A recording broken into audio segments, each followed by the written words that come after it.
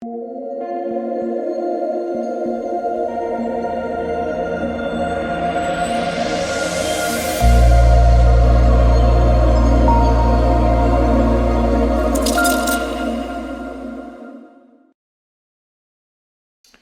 right, so we have a solid 7-game slate here on Monday. Really quick, though, if this is your first time watching, welcome to my channel. My name is DK. Again, we'll be talking about the NBA DFS slate. I also make videos for NBA, or NFL, I should say, as well as Prize Picks. If you guys are looking for more in-depth content, you can check my Patreon link down below. A lot of different packages, DFS packages, as well as Prize Picks packages. Prize Picks is the sponsor of this video. It is a player prop site if you're not familiar with it. They offer a lot of different sports you can mix and match. So if you guys want to try it out, make sure to use my code DKDFS. That'll give you a 100% match up to $100. Basically, free $100 to play with on the site. Been running a little bit cold on Prize Picks the last couple days, but hoping to bounce back tomorrow.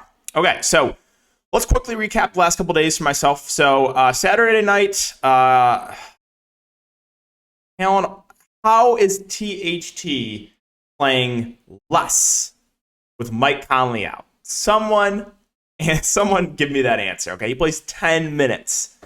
But in other games with Conley in, he's playing 20 plus minutes off the bench. One fancy point from THT.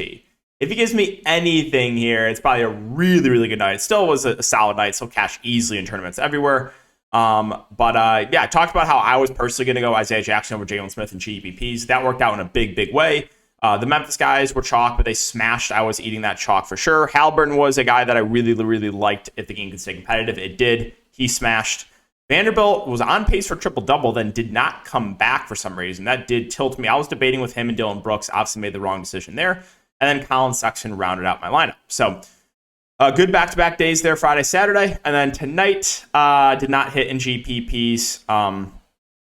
I was giving myself some flexibility, though, for the later games to see what was going to happen with Jabari Smith and Anthony Davis. Unfortunately, they both ended up playing. I was kind of hoping at least one or even both would sit, so I can make some changes. But yeah, so I wasn't able to get to. I told everyone on Patreon, I was like, two guys I'm the most scared about fading in the early games are Poole and Mitchell, and they both smashed. So that kind of what killed me. Poole started really slow, but then went for like 30 fancy points in 2 minutes. And the ownership, I'm not going to call it any site specifically, but ownership has been really off this year. Mitchell is projected for like 15% ownership. There's like 37% in the big tournament and like 55% in higher stakes stuff. So that just, I don't know. It was just a little bit frustrating. But yeah, so I kind of game stacked the Houston and Phoenix game. Went KPJ, Booker, my boy Sengun, Chris Paul, Bridges, and Jalen Green, who I've played back-to-back slates now, and he's shot like combined like 5% from the field. So can you just make your shots, Jalen, please?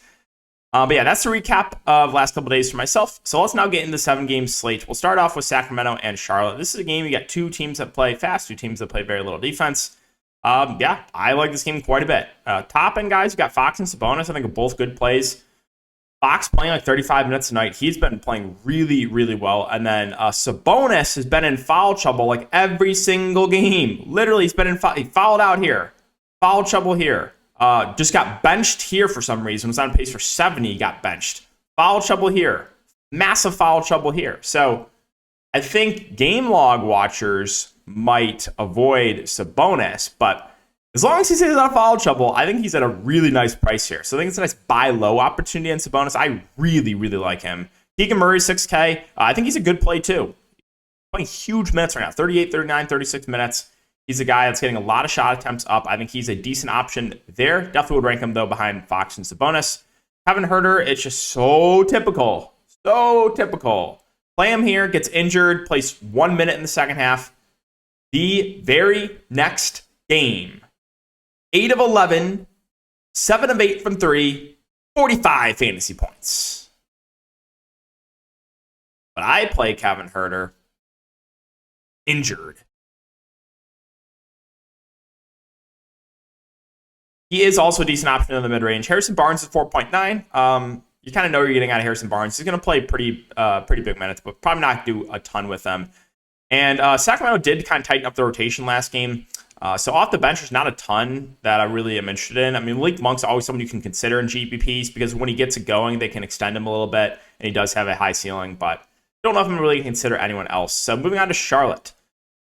Charlotte, Rozier doubtful, Cody Martin doubtful. So kind of know what's happening here with Charlotte. Hayward, Dennis Smith Jr., Oubre. These guys should all play like low 30s minutes. That game against Golden State did go to overtime last game, so they all played a bit more. But I think they're all at like fair price points. DSJ, Hayward, and Oubre.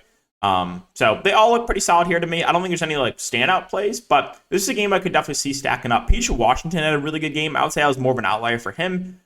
He's normally, kind of the fourth, maybe fifth option offensively. So he's someone I'm kind of indifferent on. Plumlee and Richards are splitting the 7 minutes, so a little bit tough to prioritize either. They're both fair values. Like they're decent point per minute guys, but I wouldn't say either are priority plays for me. McDaniels is playing, around low 20s minutes on the bench. He did play 32 last game. I don't know if we get that type of run from McDaniels again. You're getting some run for Bouknight and Maladon off the bench, but those are only guys I'd probably consider if you think the game blows out. All right, Philadelphia and Washington and Embiid. Can he just play? Can he just play, please? Missed a couple games ago. It forces me on to... I don't want to play Harden, all right? I do not want to play Harden. So please, Embiid, play. Please. He's questionable. If he misses, James Harden without Embiid should be a smash, but last time he won for 23 fantasy points when I finally played him without Joel Embiid. With Joel Embiid at 99% ownership, 102 fantasy points when I fade. Unreal. But yeah, Harden, Maxey, Harris, these guys all get a boost if Joel Embiid is out. And then it'll be interesting to see if they try to go small ball again with Tucker at the 5 and move Melton in the starting lineup. If that's the case, Melton looks really good. If they go bigger and throw like Harrell in the starting lineup, I think he would look really good. So definitely some potential value there if Embiid is out. If Embiid is in, I don't know if there's any standout plays for me. I mean, it's a decent matchup. I think Embiid himself would look pretty good, but he's not been good this year. Like, Embiid has really not been good. He had that 167 fantasy point game, but other than that, he has struggled. So, yeah, Maxey's always a guy, even if Embiid plays, you can go to in tournaments. Like, he has a very high ceiling when he gets going because that guy's not afraid to shoot. He's aggressive offensively. So, that's kind of it for Philly. Not going to consider anyone else there on the bench. On the Washington side, not a ton here. Philly plays at a slow pace. Beal, Porzingis, Kuzma, all fine contrarian options. No priorities, though. Monte Morris is 5'4". He probably plays around 30 minutes in a competitive game. That just seems fine. Will Barton's at 4'7", and his minutes are kind of all over the place. He's a fine tournament play. Rui and Denny are kind of splitting the 4 minutes. Neither really stand out to me. I mean, they're both like fair values. 3.9 for Denny. And then you got a 4.1K for Rui. Gafford's playing the backup 5. If Porzingis does get in foul trouble, he could get a little bit more run. And if Embiid plays, there definitely is some potential foul trouble there for Porzingis. Atlanta and Toronto. So Atlanta, we know what's going on here. They're running a tight rotation. Murray, Young, they're both playing like 35 to 40 minutes a game. Trae Young, I'll say, is the guy with a little bit higher ceiling. DeJounte Murray, a little bit higher floor, doing more of the peripheral stats, but maybe not as high of a ceiling. So the two Atlanta guards, I think, are decent options. Collins has been quiet last couple games, but he's still been playing pretty consistent minutes. 6.3K is a decent bounce back candidate there. Capella and Okongwu are splitting the center minutes. They're both fair plays. Hunter at 4.7, kind of just indifferent on him. And I'm not really considering anything off the bench because they're not playing anyone big minutes. Toronto, when they're fully healthy as a team, that outside of Siakam, they're all like usually secondary plays for me. So Siakam's the guy I like the best here at 8.9. Assuming he stays out of foul trouble, he's going to play 38 or so minutes. So I do like him a good amount there, sub 9K. The rest are kind of just there. They're all just filler plays. Van Fleet, Barnes, Trent, OG Anunoby. Probably at least one of these guys will have a good game if the game stays competitive. But yeah, there's no standouts. If I had to pick one, it would be Van Fleet there at 7.7. You got Achua and Boucher off the bench. I have a little bit of interest in my boy Boucher just because he's productive when he's on the court. Good shot blocker. So 4.1K. Do think he's viable in GPPs. Indiana, Brooklyn. So we're running the same game back again. There is a little bit of blowout risk, but Indiana did win last game. So Albert, 8.5K. The minutes, have been around 35 a game recently, last few games. And this is a great matchup. So if it stays competitive, I mean, the ceiling is very clearly there with Halliburton. Last game, you did see Miles Turner miss. Now, it was due to left ankle injury management, so I think he's back because I don't see him on the injury report. So, assuming Miles Turner is back, I mean, I think he's a really good option. He played 32 minutes in their last game, so Turner looks really good if he plays. If he doesn't play, then we can look to Isaiah Jackson. Jalen Smith will look a bit better too as well. And then also they ran a tighter rotation last game. Like Buddy Hield played 38 minutes. If he's going to play that many minutes, I definitely have interest in Buddy Hield. Rookie Benedict Mathurin also had a really good game off the bench. He's a guy that's going to come out and chuck. So 6K, I'm interested in him for GPPs. Duarte started, but he didn't play much. Naismith also missed last game, as did McConnell, so you saw a little bit more run for Andrew Nemhard. Keep an eye on those injury status with Naismith and McConnell. If they're both out again, then Mathurin probably sees a few more minutes, and they probably start Duarte again. The Brooklyn side, so great matchup here for the Nets. Price points, just no one really stands out, but you're going to get KD and Kyrie low on in the slate, so I don't hate going to either of these guys. They both have a ceiling. We haven't seen like the massive game from KD yet. We've seen Kyrie go for 60 plus a couple times. Ben Simmons at 6'4", kind of indifferent on him in the mid-range. He's a guy that can stuff the stat sheet. Almost went for triple-double last game, but feels priced about right. Claxton at 5'4", kind of just there. Royce O'Neal's playing big minutes, but yeah, he's a relatively safe value. Seth Curry came back, only played limited minutes, so can't go there yet. Detroit Milwaukee, this game has massive blowout risk, but if the game can stay competitive, you know why, right? So Cade Cunningham, after I was hating on him for a bit, 3 straight really, really good games for Cade. So if the Pistons want any chance of keeping this game competitive, it's got to be a big game from Cade Cunningham. So he's intriguing for me for tournaments. With Cade Cunningham coming on last couple games, Jaden Ivey has cooled off. So he's more of a contrarian option. Bogdanovich and Bey do both feel a little bit underpriced if this game stays competitive. So I have interest in both the wings. Duran was injured last game. We'll see about his status. Isaiah Stewart could pick up a couple more minutes. He played 33 minutes last game. Does have power forward eligibility, so he's a decent option as well there. And then if Jalen Duran misses, I would assume they dust off Nerlens Noel at the flat min price. He'll probably get the backup 5 minutes. He could be playable if you need someone at that cheap of a price. All right, moving on to Milwaukee. So Giannis into the combo. That tilted me so much in the first half last game. Can we talk about that? I finally buy into Giannis. He plays 12 first half minutes. Someone make that make sense for me. It wasn't in foul trouble. 12 first half minutes for Giannis last game. But other games, when I fade, 40 minutes a game.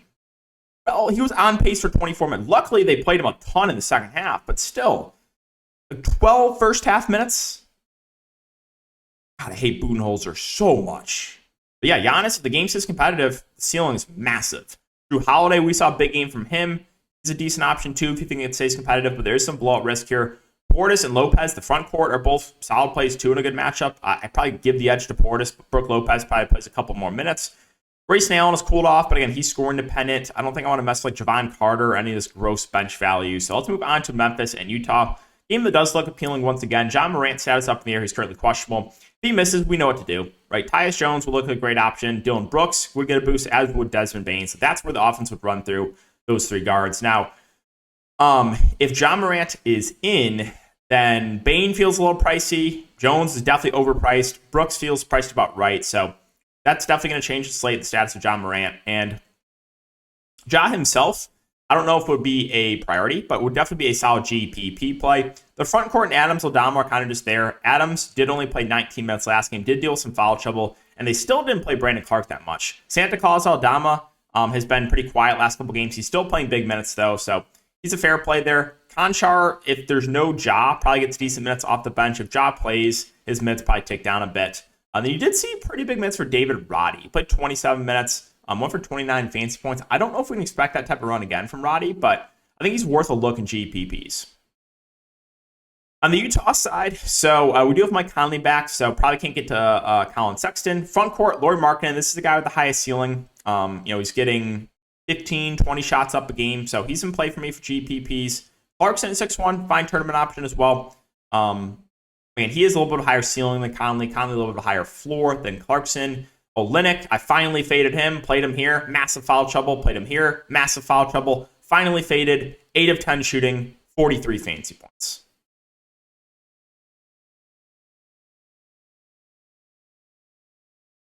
He stays out of foul trouble. He's a solid play.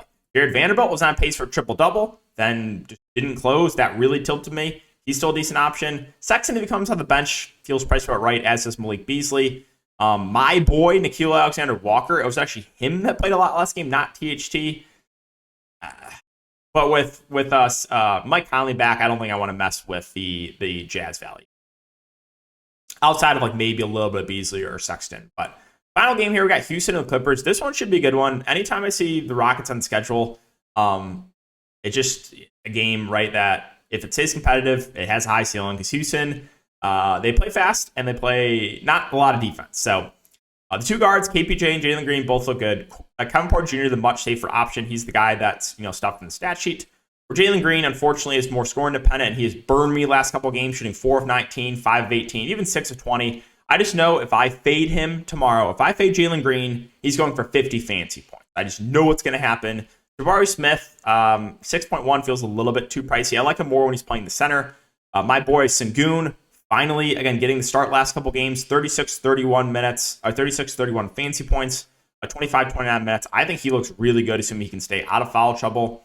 And then Eric Gordon should be back here. He's a fair value play. If he's back, then Jayshawn Tate kind of becomes not out of play, but definitely a lot riskier. He started last game, played 30 minutes. Finally, the Clippers. So Kawhi Leonard's out, John Wall expected to rest, and Robert Covington's out. This team's relatively thin. Paul George has been awful over the last couple games. Really, really bad. 4 of 11, 4 of 12, 5 of 19 shooting. But this, you would think, would be the get-right spot here for Paul George. No Kawhi, no Wall. No, Covington doesn't really affect Paul George too much, but great matchup. I like him as a bounce-back candidate. I don't think he's going to continue to shoot like 10% from the field, so I do have some interest in Paul George. I always like Big Zoo in GPPs. His minutes can fluctuate. There's games where he's playing mid-30s minutes. There's games where he's playing low 20s. If you get one of those games where he closes and he plays a lot, like the 2 games against OKC, he can break the slate. So I do like Zubac. It is a great matchup too here. Norman Powell, don't get me started on this guy. I mean, just back-to-back, really good shooting games for Norman Powell. I'm so happy for him. All that played him, so happy. Not tilted at all. No way. But yeah, Powell's solid if he can hit his shots. With John Wall not expected to play, I do kind of have some interest in Reggie Jackson. He played 37 minutes here against the Thunder. Don't know if we get that type of run, but if we get 30-plus minutes from Reggie at this price point in this matchup, I definitely have some interest there. Marcus Morris, I think, is a relatively safe value play too. He should probably play high 20s to low 30s minutes. And then off the bench, so the starting lineup should be Reggie, Powell, George, Morris, and Zubac. Off the bench, you're going to see Mann, you're going to see Kennard, you're going to see Batum, and you probably see Coffee dusted off. But this grouping of like Mann, Kennard, Batum all look pretty similar to me. There's no standouts, but these guys should see, low 20s minutes, I would think. So they're all like fair plays in Mann, in Batum, and in Kennard. Don't think I'm going to go to Amir Coffee, though. So, yeah, guys, that's going to wrap it up the video. So, again, if you have been enjoying the content, make sure to like, subscribe, and hit the notification bell. As always, I appreciate it, and I will see you all in the next video.